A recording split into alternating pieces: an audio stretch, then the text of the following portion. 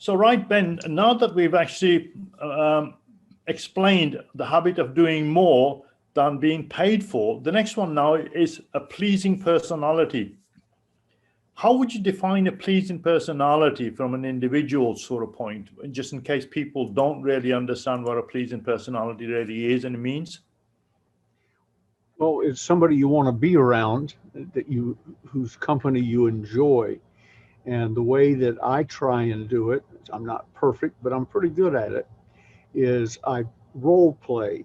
When I go out of the house or the office in the morning to encounter the world, I say to myself, it's showtime. How many people can I make laugh and be happy and be kind to, and so on? And in addition to in selling and success in business, a pleasing personality greases the skids for all aspects of your life. Uh, we live in a small town. We probably have 15 restaurants that are worth going to, not counting McDonald's and those things, but I mean real restaurants. And people marvel at the service that we get, Gigi and I get when we go in somewhere. Well, it's not accidental. I kid with them. I learn their names. They learn our names. If it looks like they might be around or have access to building their email list, I give them a business card, uh, and try and do everything I can to win them over. And people say, well, how do you develop that feeling? I said, here's how you can. When you go to a wedding, do you behave? Are you polite to people and nice and gracious to the bride and groom and everything? Oh, yes, yes. I said, well, do that all the time. That's not just wedding behavior or funeral behavior. That's all the time behavior. Uh, Dale Carnegie said, and I'm paraphrasing because Mary Kay picked up on it and scrambled it a little bit so she could pretend like it was hers. And I forget who said which, but the gist of it is, picture everyone you meet with a sign around their neck that says, make me feel important. And I literally try and do that. When I walk in a place, store, business, whatever, I'm not just walking in the place to do business. I'm walking in to make a friend. And it pays off in the future. People say, well, I give without any thought of what I get back. Well, that's fine. But it also means you don't know the rules, because the rules are what you hand out comes back tenfold. Maybe not from that person that day, but what you hand out creates a zone around you, an aura into which people want to be. They smile when they see you coming, and you try not to infringe on that. You know, it's the old saying, it takes 20 years to build a reputation and 5 seconds to destroy it. I don't work hard making friends and then go out of my way to unmake friends. Gigi and I were laughing about it the other day. We have some acquaintances. I hesitate to call them friends, but we, for other reasons, we're in close contact with them on a regular basis. I hate to ask them what they've done. If they say we went out for dinner last night, I don't want to ask what happened or how was it or where'd you go or anything, because no matter where they went, when they went, or why they went, they had a miserable time. The food was slow. The the waiter was rude. The owner ignored them, and so on. Gigi and I go out to have a good time. We have food at home. We don't have to go out to eat. We have beer and wine at home. If we want to have some, we can do it without going out. We go out as a social experience and to have a good time, and therefore we always have a good time, even with bad service, which we occasionally have because the person just isn't bright enough to deliver good service. Even with bad service, we wind up giggling and laughing and having a good time about the bad service. So it is what you decide to make it, and having a pleasing personality is simply a decision. But in the beginning, till it becomes a habit, make a game of it. How many friends can I make today? Absolutely. I think it reminds me of one of the famous quotes by Zig Ziglar. And obviously you worked with the guy. So, I mean, he basically said, if you're going out there to look for friends, you're not likely to find any. But if you're going out there to be a friend, you'll find plenty. And it's the same, Yeah. having that pleasing personality about you, to be going out there, to be that friend, to be that Yeah. person, that caring person, in order to have that reciprocated back to you in many ways, as you rightfully identified. And Zig was living proof of that. Yeah. He'd walk into a room and light it up, and everybody knew Zig was there. You didn't have to get on a microphone and say Zig Ziglar's here. Within 15, 20 seconds of walking into a room, everybody knew he was there. He wasn't being loud and obnoxious. He was just friendly and charming, and had programmed people to know that life got better when Zig was around. Bob Hope, the old comedian, his theme song was "Thanks for the Memories." And they'd start playing it, and he would stride on stage. He used to be a dancer, so he had a unique way of walking. And the audience would start laughing. He hadn't said anything. Bob Hope had programmed people, when you hear "Thanks for the Memories" and see Bob Hope, it's fun time, and you start laughing. Well, you can do that yourself in your own life and have people happy to see you. Absolutely, absolutely. Right, so moving on straight on to next is sympathy and understanding. First of all, we've gone through having a pleasing personality, and then sympathy and understanding. I think that again lends a lot to, we're again too quick to jump into as soon as somebody's pausing, as opposed to we get two of those and one of this. And to bring that in its perspectives, sympathy and understanding means really giving more time for the ears to soak up, and be that sympathetic person to listen to other people, as opposed to just rattling off for the sake of rattling off. How would you put that in more clear way that people would understand that, Ben? Well, with apologies to Dr. Hill, because we used to have our little debates between the two of us. Mainly I was learning, but I put up token resistance from time to time. I believe it should be empathy, not sympathy.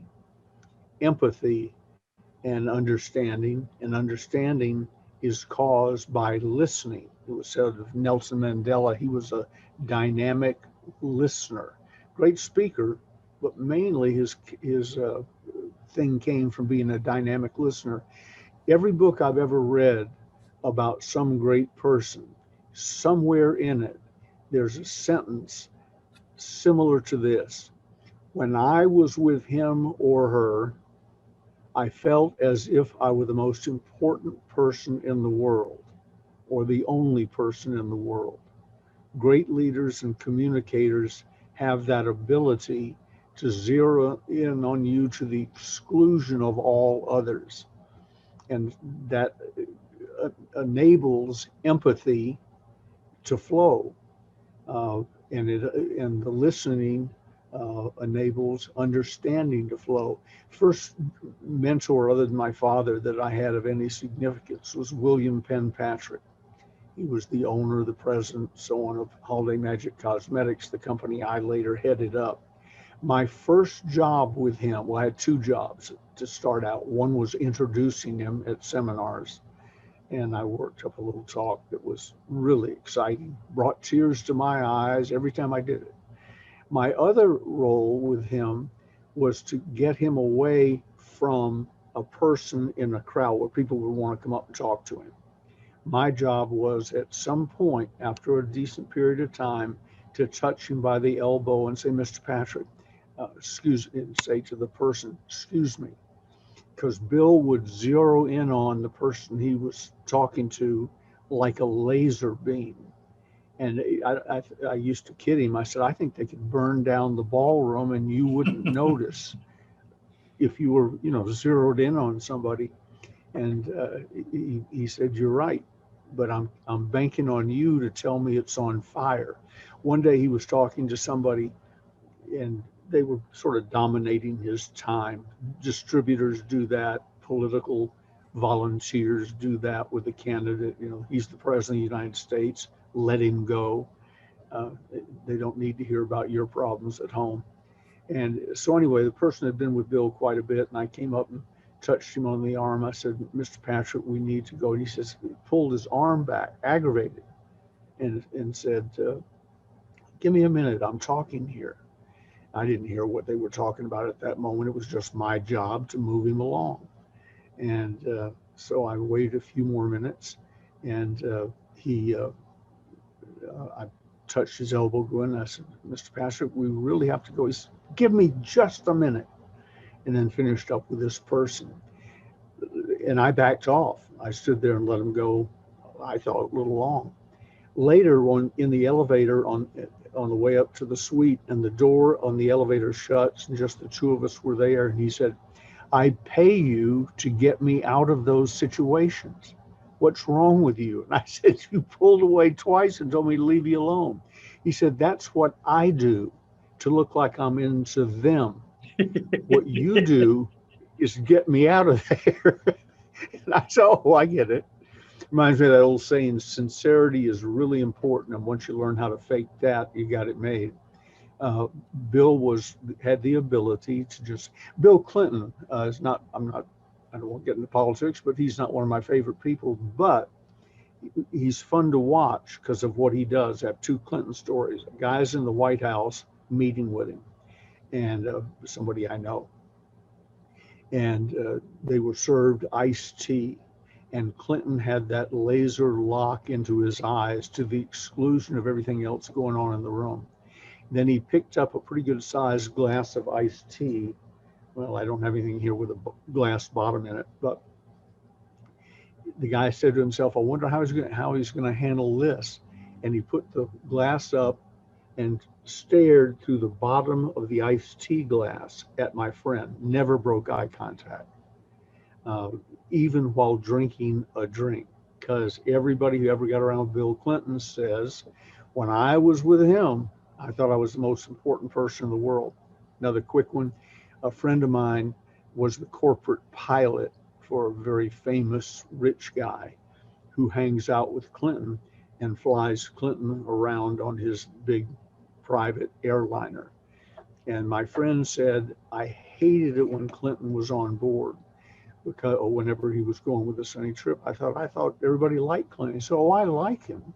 But we had a rule that the crew couldn't leave the plane until the guest of honor, whoever that was off the plane and gone. And when Clinton was on, that added an hour and a half to every landing, because he had to talk to every cabin attendant. He had to talk to the attendants working on the plane. He had to talk to the gas jockeys and go over and talk to them and hold their hand and stare at them. He said, literally, it added an hour and a half to every landing and departure. So he said, great guy, but messed up my schedule. He said it made the next flight late or made us late to bed. He said, I never saw him break the rule. And I told him the story about me and Bill Patrick. Clinton had handlers and minders who from time to time would come up and get him by the elbow and say, we got to go. Excellent, excellent. Right, we're moving straight on to mastery of the deal. And bear in mind, like, we're talking about organized planning. So really these questions and explaining them in details is all relating back to the organized planning for yourself as a leader. So the next one now, after understanding sympathy and understanding, is the mastery of detail. So it is important that we master the greater detail in planning. Part of reality is if you just take general assumptions of anything, you're not going to get your mind to try and help you. So if, like, take, for instance, at the beginning of the year, most people at the New Year's resolutions always are that I'm going to lose, X number of pounds. And the mind always goes, huh, here we go again, kind of thing, because it's too vague. Yeah. Oh, it's the Nobody's old lose weight yeah, trick. absolutely, and nobody's giving enough detail to it. But if you were to break it down on the other hand and say, right, I'm going to lose 15 pounds in a space of 6 weeks, and this is what I will do. I'm going to cut down from X number of calories to X number of calories every single day. Every morning, I'm going to go out for a 30-minute walk. At lunchtime, I'm going to take a 30-minute walk. And before bedtime, I'm going to take a 30-minute walk. Each walk will burn X number of calories. I'm going to be walking 3 times a day. And over a period of 6 weeks, I will lose X amount of pounds. Now, the more detail that you start to break that down, the mind then begins to say, huh, okay, this time the guy's serious. So again, our mind helps us to connect all the dots that you might have missed out. But until you have sufficient enough detail there, the mind's not going to come in to try and help. That's my understanding of it from that sort of point. I'm Yes. sure you can put it in a better way to explain that, to understand the mastery of detail in planning. I coined a phrase years ago. I rarely get credit for it, but it came up spontaneously in a seminar. Somebody was talking about some big tasks they had, and it was impossible to do, and they'd been given too much. And I said, you can eat an elephant one bite at a time. You just, you have to break it down and work at it.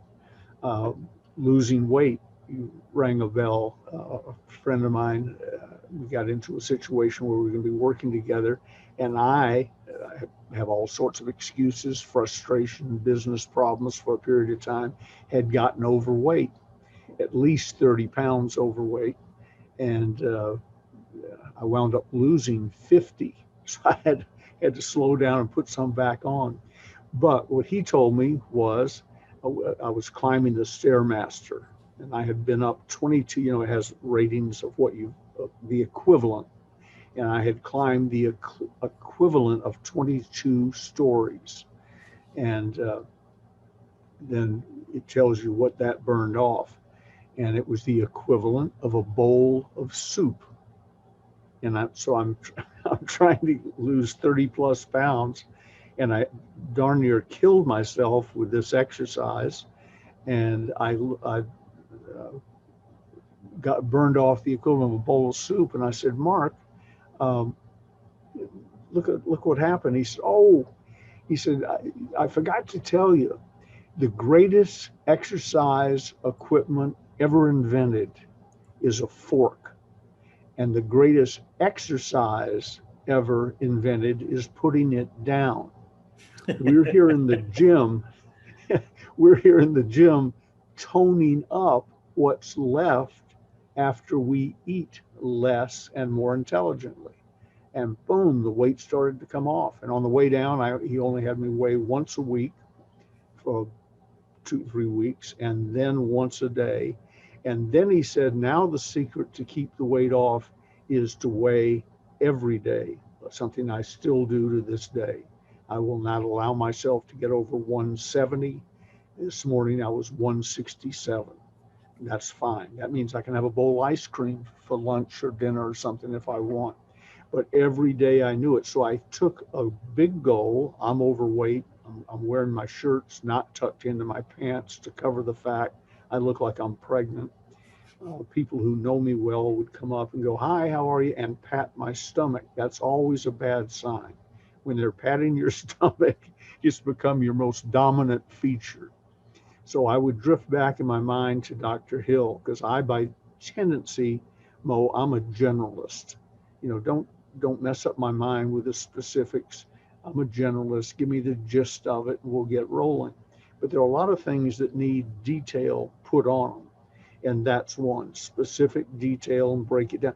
I set a goal a few years ago to make $1 million a year in new money, not rental appreciation or stock appreciation, anything, new money. So I put in $1 million US into the calculator, divided by 365, and it came out to $2,739 plus change a day. Not bright enough to remember it exactly, as I just proved. I bumped it up to $2,800 a day. My goal every day when I get up is to make $2,800 that wasn't passive, new income. Do I do it every day? No, but that's my daily goal. And if I don't make $2,800 today, I'm happy to report I already have. But if I don't make $2,800 today, tomorrow I don't have to make it up. It's like a golf game. It's a new game, new day. I got to make $2,800 today. And one day, through a little blind luck and some skill, I put in 10 or 11 days work and made $14,100,000. And a friend of mine who I talked to that day said, "Wow, you don't have to work for 14 years." I said, "What are you talking about?" And he said, "Well, $1 million a year, $2,800 a day." I said, "No.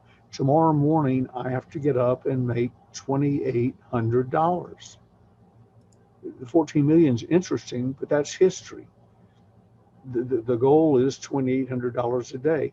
So attention to detail, break it down into manageable bites, know exactly what you're trying to do. Dr. Hill, in every meeting I was ever in with him where I asked him a question, he would say a little rundown of things. What exactly are we trying to do? Where are we now? Exactly. What do we need to get it done? Exactly. And as I've told you before, one of the things I used to hear from him frequently, a couple times a day in the early days, he would see me get distracted because I'm not a detail guy. And he'd say, "Focus, Ben, focus." So little focus, clarity of thinking and planning. And then understand, as they say, the generals say, no battle plan survives contact with the enemy. I don't care how well you plan, that isn't exactly the way it's going to go. But you got to have the tracks to start out on, if only to know when you're off track and how to get back on it. So clarity of thinking is very important, just requires a little mental discipline to get into the habit of doing it. Once it's a habit, you almost can't function, you can't think of doing it any other way.